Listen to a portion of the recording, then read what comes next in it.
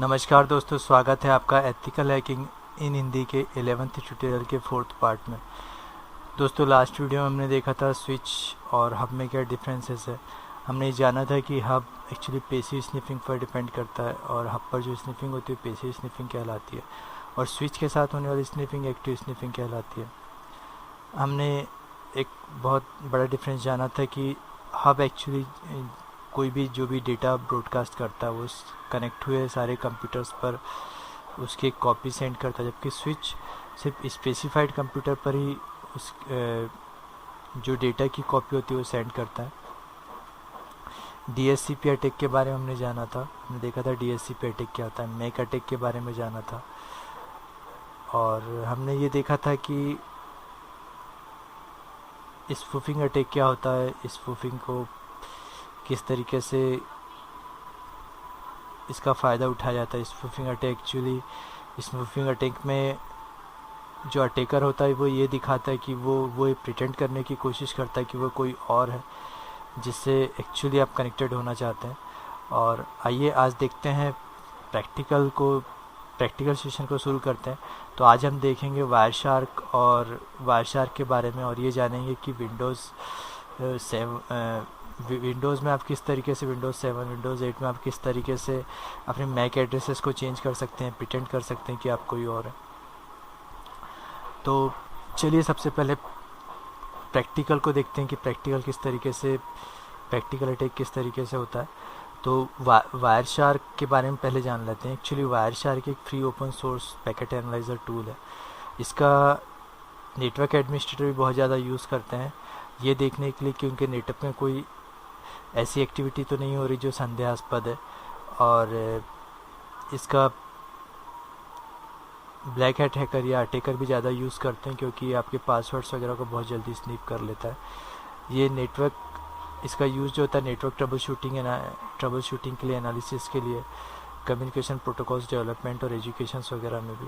इसका actual name जो था वो एथरियल था और बाद में इसे चेंज किया गया वायर शार्क के नाम से मई 2006 में ट्रेडमार्क इशू की वजह से। ये सारे नेटवर्क ट्रैफिक को कैप्चर कर सकता है, सारे नेटवर्क जितने पैकेट्स वगैरह फ्लो उनको कैप्चर कर सकता है। वॉइस ओवर आईपी कॉल्स जो होते हैं उन्हें भी ये कैप्चर कर सकता है। आइए इसे प्रैक्टिकली समझने की कोशिश करते हैं कि एक्चुअली किस तरीके से ये वर्क करता है। यहाँ आप देख सकते हैं एक वर्चुअल लैब में विंडोज़ एक्सपी डाला हुआ है।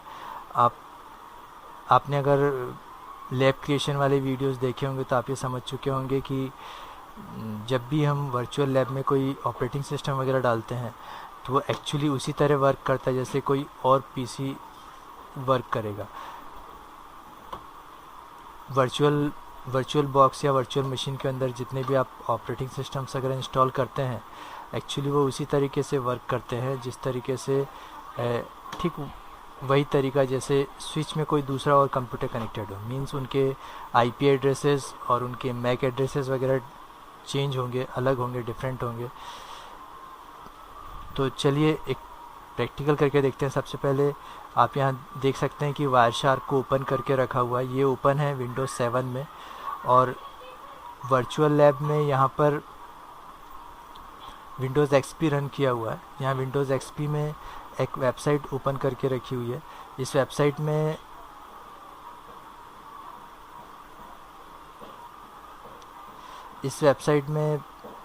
पहले से ही लॉगिन ऑथेंटिकेशंस वगैरह दिया हुआ होता है। आप किसी भी वेबसाइट में इस तरीके का लॉगिन ऑथेंटिकेशन यूज़ नहीं करेंगे, इलीगल तरीके से नहीं करेंगे, स्निफिंग ट्राई नहीं करेंगे क्योंकि वो इलीगल होता है। एक्चुअली इस वेबसाइट में दिया हुआ है कि यूज़र आईडी क्या यूज़ करनी है और पासवर्ड क्या यूज़ करना है। हमें सिर्फ इतना देखना है कि विंडोज़ 7 से विंडोज़ जो हमने वर्चुअल बॉक्स में ये जो एक्सपी डाल के रखा है इसका आईडी वगैरह नेटवर्क हमारा जो वायर शार्क है वो इसे कैप्चर करता है या नहीं। तो आप यहाँ देख सकते हैं, यहाँ दिया हुआ है user ID guest GUEST guest और पासवर्ड दिया है गेस्ट 123। तो हम वो भी डाल देते हैं गेस्ट 123 GUEST एंड 123। लॉगिन देते हैं। अब हम इसे मिनिमाइज़ कर देते हैं। माफ़ कीजिएगा, एक्चुअली वायरशार्क की कैप्चरिंग ऑन ही नहीं की थी। सबसे पहले आप कैप्चर में आएंगे, इंटरफेस में आएंगे और Realtek RTL Ethernet NIC जो है इसका कैप्चर स्टार्ट कर देंगे। आपको इतना ही करना है। उसके बाद जो भी आपके नेटवर्क में जितना भी डेटा फ्लो हो रहा होगा इसे कैप्चर करना शुरू कर देगा। तो अब हम वापस यहाँ पर आएंगे और यहाँ पर आके वापस से हम एक बार अपना यूज़र नेम और पासवर्ड वगैरह डालेंगे और ये देखेंगे कि ये इसे कैप्चर कर पाता है या नहीं। एक्चुअली लास्ट टाइम हम इसे ऑन करना ही भूल गए थे। तो GUEST गेस्ट और यहाँ पासवर्ड डाला हमने गेस्ट 123, GUEST गेस्ट 123 और ये लॉगिन दिया। अब इसे मिनिमाइज़ कर दिया। अभी हम देखते हैं कितना कैप्चर हुआ है। ये देखिए जितना भी डेटा फ्लो होते जा रहा है नेटवर्क से ये इसे कैप्चर करते चल रहा है। पूरा पैकेट्स आप देख सकते हैं, पूरा पैकेट आप इनिशलाइज कर सकते हैं किस तरीके का डेटा कहाँ से फ्लो हो रहा है। जो डेटा फ्लो हो रहा होता है उसका टाइमिंग, सोर्स, डेस्टिनेशन, किस कंप्यूटर से किस कंप्यूटर तक, उसका IP एड्रेस, उसके कौन से प्रोटोकॉल के अंदर जा रहा है। एक्चुअली जब हमने जो प्रोटोकॉल यूज़ किया वो HTTP यूज़ किया, वेबसाइट पे यूज़ किया, इसलिए HTTP है। हम इसे चाहे तो फ़िल्टर कर सकते हैं। फ़िल्टर इन द सेंस कि डेटा सिर्फ उसी प्रोटोकॉल्स का शो करेगा। आप यहाँ देख सकते हैं HTTP, सिर्फ HTTP का ये हमारा IP एड्रेस, ये डेस्टिनेशन का IP एड्रेस। और यहाँ आप देख सकते हैं गेट दिया हुआ है। गेट जो वेबसाइट डेवलपमेंट जानते हैं वो जानते हैं, गेट जब हम कोई ऑथेंटिकेशन यूज़ करते हैं तो गेट आता है। आप यहाँ राइट क्लिक करेंगे उस प्रोटोकॉल पर और फॉलो TCP स्ट्रीम पर जाएंगे। अब आप यहाँ देख सकते हैं, इसे आप थोड़ा सा नीचे लेके आएंगे।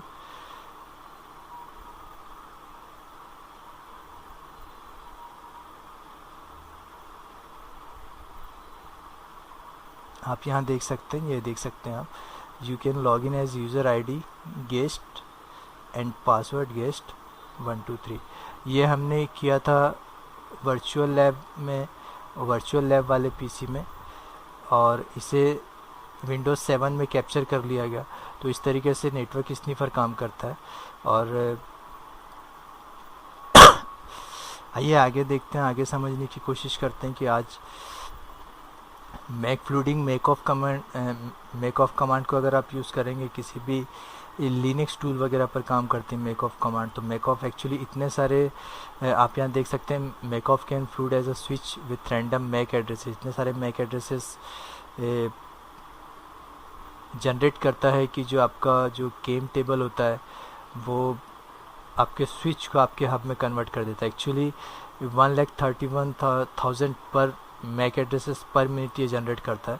तो इतने ज़्यादा होते हैं कि उसे वो स्विच जो है, स्विच में जो मैक एड्रेसेस रखने की कैपेसिटी होती है वो एक्चुअली क्रैश हो जाता है, नॉर्मल सिंपल वर्ड्स में कहें तो, और वो हब में कन्वर्ट हो जाता है। और अगर आपको मैक स्पूफिंग करनी है विंडोज़ 7, विंडोज़ 8 में जिस तरीके से होता है, तो विंडोज़ 7 में एक्चुअली आप चाहें तो मैक एड्रेस चेंज कर सकते हैं। मैक एड्रेस किस तरीके से चेंज होता है विंडोज़ 7 में, सबसे पहले विंडोज़ की और R दबाएंगे। यहाँ पे आपको डिवाइस मैनेजमेंट में जाना है, तो उसके लिए आप जस्ट टाइप करेंगे devmgmt.msc।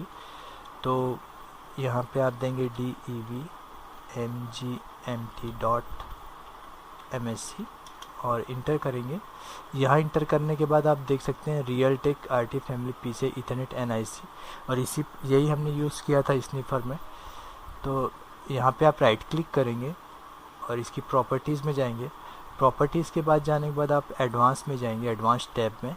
उसके बाद आप नेटवर्क एड्रेस में जाएंगे।